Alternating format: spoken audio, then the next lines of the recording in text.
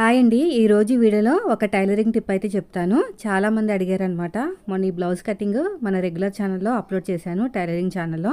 అయితే అక్క మీరు మొత్తం కూడా బ్యాక్, ఫ్రంట్, హ్యాండ్స్ అవన్నీ కట్ చేశారు. షేప్ బెల్ట్కి అసలు క్లాతే లేదు, మీరు ఎలా కుడతారని.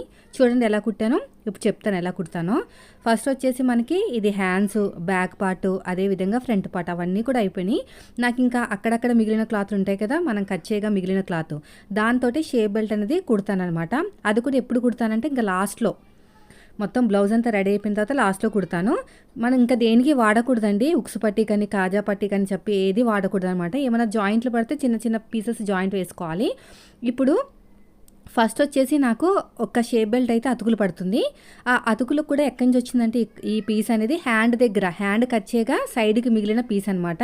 దీన్ని జాయిన్ చేశాను. ఈ జాయింట్ అయిన క్లాత్ మనకి లెఫ్ట్ హ్యాండ్కి వస్తే బాగోదు, లెఫ్ట్ సైడ్కి వస్తే బాగోదు, రైట్ సైడ్కి రావాలి. అలా రావాలంటే షేప్ బెల్ట్ ఎలా కుట్టాలో చెప్తాను. ఫస్ట్ అయితే ఇదంతా కూడా జాయిన్ చేసేసేయండి. జాయిన్ చేసిన తర్వాత మనం తీసుకున్న కట్ చేసి పెట్టుకున్న షేప్ బెల్ట్ ఉంటుంది కదా, ఏ షేప్ అయితే మీకు ఉక్సు పట్టి కాజా పట్టి వైపుకి వెళ్తుందో ఆ షేప్ అనేది పాదం వైపు పెట్టుకోవాలన్నమాట. అలాంటప్పుడే అక్కడ అతుకు వేసిన షేప్ బెల్ట్ అనేది రైట్ సైడ్ వైపుకి వస్తుంది. మనకి పళ్ళు కవర్ అయిపోతుంది కాబట్టి ప్రాబ్లం ఉండదు అనమాట, నీట్గా ఉంటుంది.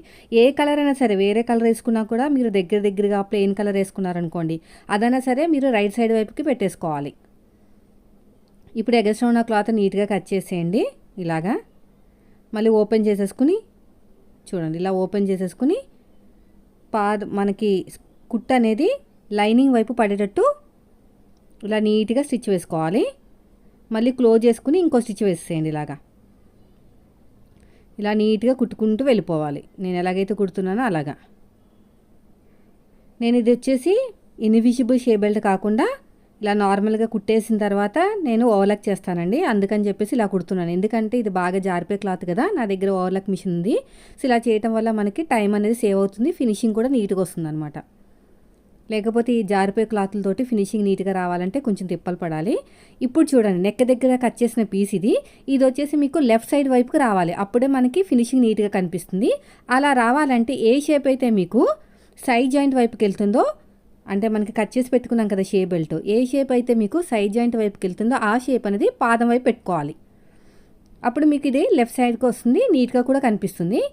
ఇది కూడా మనకి ఎప్పుడు బాగా యూజ్ అవుతుందంటే ఇంకా అసలే బాగా క్లాత్ లేనప్పుడు, మనకి రైట్ సైడ్ వైపుకి వేరే కలర్ క్లాత్ వేద్దాం అనుకున్నప్పుడు ఈ టిప్ అనేది బాగా ఉపయోగపడుతుందండి. అతుకులు వేసిన, ఎంత పెద్ద సైజు బ్లౌజ్ అయినా, ఎంత తక్కువ క్లాత్ ఇచ్చినా కూడా ఈ టిప్ బాగా ఉపయోగపడుతుంది అనమాట.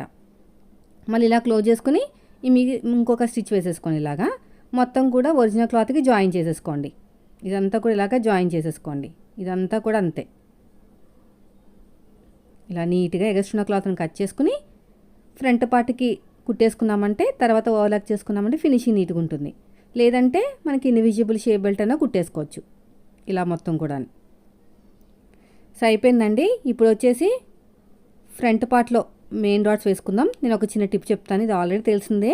ఇలా మనకి జారిపోయే క్లాత్ వచ్చినప్పుడు ఒక స్టిచ్ వేసుకుని ఆ తర్వాత ఫ్రంట్ పార్ట్ డాట్ వేసుకుంటే మీకు బుగ్గలాగా రాదనమాట. ఇలా నీట్గా పెట్టేసుకుని షోల్డర్కి తిన్నగా రావాలండి. తర్వాత వచ్చేసి ఉక్సు పట్టి కాజా పట్టి దగ్గర ఉన్న డాట్, ఆ తర్వాత వచ్చేసి ఇలాగా మనకి చంక దగ్గర నుంచి మెయిన్ డాట్ వరకు తిన్నగా పట్టుకోవాలి. ఇలా నీట్గా రఫ్ ఇచ్చేసేయండి. అయిపోయిందండి. చూడండి ఎంత బాగా వచ్చేసిందో. తర్వాత వచ్చేసి ఇంకొకటి కూడా అంతే. ఇలా పెట్టేసుకుని డాట్స్ షోల్డర్కి తిన్నగా స్టిచ్ వేసేసేయండి.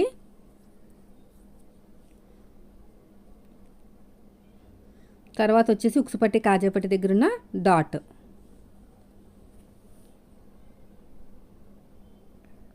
తర్వాత చంక దగ్గర ఉన్న డాట్,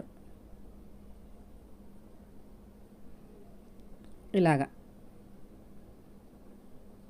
సో అయిపోయింది. చూసారా, ఇలాగ మనకి షేప్ బెల్ట్ కూడా జాయిన్ చేసుకున్నామంటే మీరు అడిగిన డౌట్కి అయితే ఫుల్ క్లారిటీ అయితే వీడియో పోస్ట్ చేశాను. చూడండి, వీడియో నచ్చితే లైక్